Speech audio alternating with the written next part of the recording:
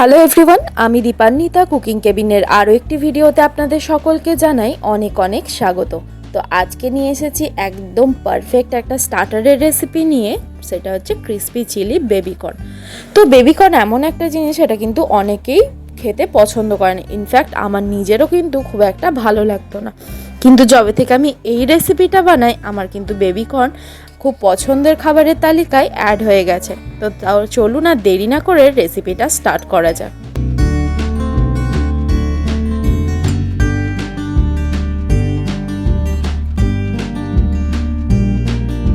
তো এখানে বেবিকর্নগুলোকে আমরা ট্রায়াঙ্গেল শেপে ছোট ছোট করে কেটে নেব। আপনারা নিজেদের সুবিধা মতো যে কোনোভাবে কাটতে পারেন, জাস্ট যাতে দেখতে ভালো লাগে সেই রকম আমি এখানে ছোট ছোট টুকরো করে কেটে নিচ্ছি।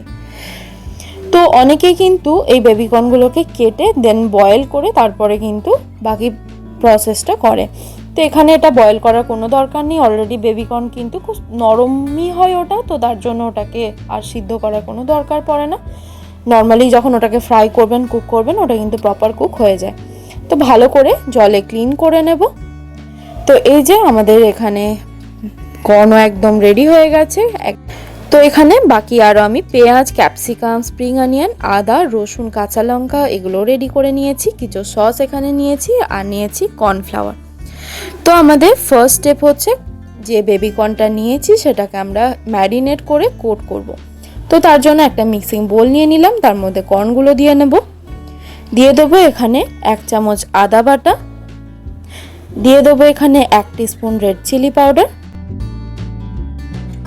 দেব 1/2 টিস্পুন এখানে জিরের গুঁড়ো, 1/2 টিস্পুন ধনে গুঁড়ো, আর দেব সামান্য একটু নুন। তো খুব ভালো করে এখানে কর্নের সাথে মাখিয়ে নেব মশলাগুলোকে।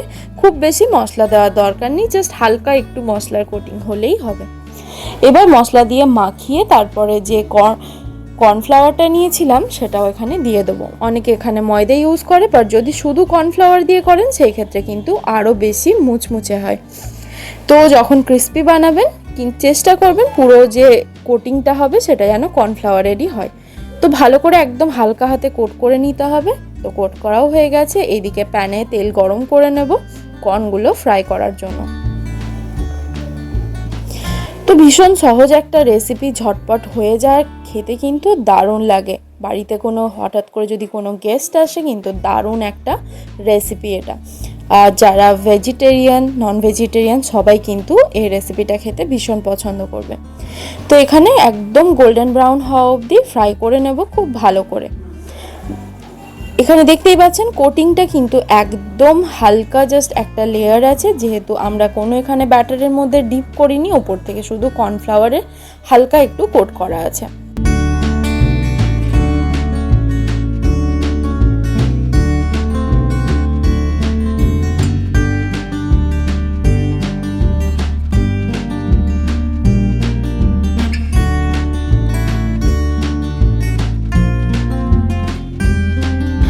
তো এখানে আমি 2-3 ব্যাচে সমস্ত কর্নগুলোকে ভেজে তুলে রেখেছি। এবার ওই প্যানের মধ্যে একটু তেলে পেঁয়াজ আর ক্যাপসিকামটা হালকা একটু নুন দিয়ে আমি টস করে রেখে দেব। খুব বেশি কিন্তু এটা কুক করার দরকার নেই, জাস্ট পেঁয়াজটা হালকা একটু ট্রান্সলুসেন্ট হয়ে গেলেই আমরা এটা তুলে নেব। তো এখানে যদি খুব বেশি ওভার কুক করেন সেই ক্ষেত্রে কিন্তু ভেজিটেবলসের ক্রাঞ্চটা চলে যাবে, আর সেটা কিন্তু স্টার্টারে ভালো লাগে না।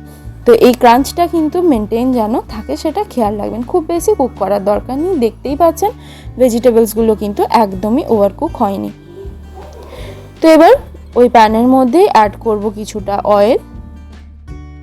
তো এবার সসটা রেডি করে নেব। তার জন্য দিয়ে দিলাম ওই তেলের মধ্যে রসুন আর আদা কুচি।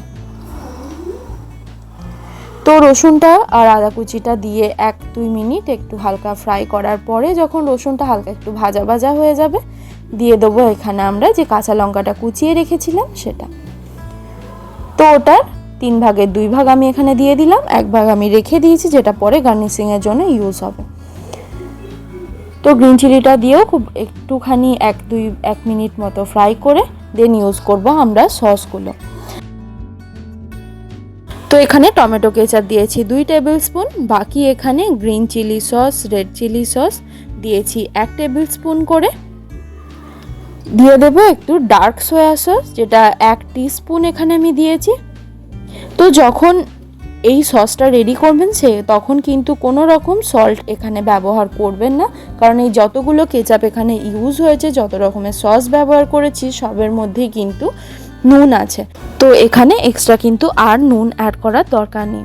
তো আমি এখানে কিছুটা আজিনামোটো ইউজ করেছি 1 টিস্পুন মতো, আপনারা চাইলে নাও ইউজ করতে পারেন। বাট যে কোনো চাইনিজ কুইজিনে যদি একটুখানি আজিনামোটো ইউজ করা হয় সেক্ষেত্রে কিন্তু স্বাদটা তার বেড়ে যায়। আর এখানে একটা সিক্রেট ইনগ্রেডিয়েন্টস ইউজ করেছি, সেটা হচ্ছে হানি। তো অনেকেই কিন্তু শুধু ভাবে সস দিলেই যে কোনো চিলি এগুলো হয়ে যায়, বাট একবার আমার কথা শুনে যে কোনো যখন চিলি চিকেন বা এই কর্ন যে কোনো যদি চিলি আইটেম যেখানে সস ইউজ করছেন সেখানে যদি একটুখানি 1 থেকে 1.5 চামচ কি 2 চামচ সেখানে যদি হানি ইউজ করেন, দেখবেন তার স্বাদটাই কিন্তু একদম ডিফারেন্ট হয়ে গেছে, দারুণ লাগে খেতে। তো সসটাকে একটুখানি 1-2 মিনিট একটু নাড়াচাড়া করার পরে এখানে কর্নফ্লাওয়ারের সাথে জল মিশিয়ে সেটাকে আমরা ইউজ করব। খুব সামান্য এখানে দেব, খুব বেশি দেওয়ার দরকার নেই, তাহলে কিন্তু খুব বেশি ঠিক হয়ে যাবে। তো আমি এখানে 1 টিস্পুনকে আমি এখানে 2 থেকে 3 চামচ জলের মধ্যে গুলিয়ে সেটাই আমি এখানে ইউজ করেছি। তো আমাদের সস একদম রেডি। এবার বেবিকর্নগুলোকে সসের মধ্যে দিয়ে খুব ভালো করে মিক্স করে নেব। দেখেই বুঝতে পারছেন নিশ্চয়ই যে কীরকম হবে খেতে। আর এইটা যদি স্টার্টারে বানান, লোকেরা কিন্তু বাকি খাবার ভুলেই যাবে। অসাধারণ লাগে খেতে, মাস্ট ট্রাইড রেসিপি, কিন্তু অবশ্যই বানান। আমাকে কিন্তু জানাতে ভুলবেন না কেমন লাগলো। আর অন্য যে কোনো যদি রেসিপি আপনারা জানতে চান সেগুলোও কিন্তু আমাকে কমেন্ট করতে পারেন, আমি অবশ্যই শেয়ার করার চেষ্টা করব। তো এবার ভেজিটেবলসগুলো দিয়ে বাকি যে গ্রিন চিলিগুলো রেখেছিলাম সেটা আর কিছুটা আদা কুচি দিয়ে দেবো, একটু স্প্রিং অনিয়ন, তো দিয়ে খুব ভালো করে মিশিয়ে নেব।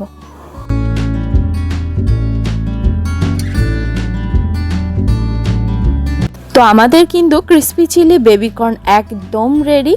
তো এটাকে এবার সুন্দর করে সার্ভ করুন, এনজয় করুন। রেসিপিটা কিন্তু অবশ্যই বানান, আমাকে জানাতে ভুলবেন না কেমন লেগেছে আপনাদের। ভিডিওটা শেষ অবধি দেখার জন্য রইল অনেক অনেক ধন্যবাদ। আমার এই রেসিপিগুলো যদি আপনাদের ভালো লেগে থাকে চ্যানেলটা কিন্তু সাবস্ক্রাইব করতে ভুলবেন না। দেখা হচ্ছে খুব শীঘ্রই আপনাদের সাথে পরের একটি ভিডিওতে।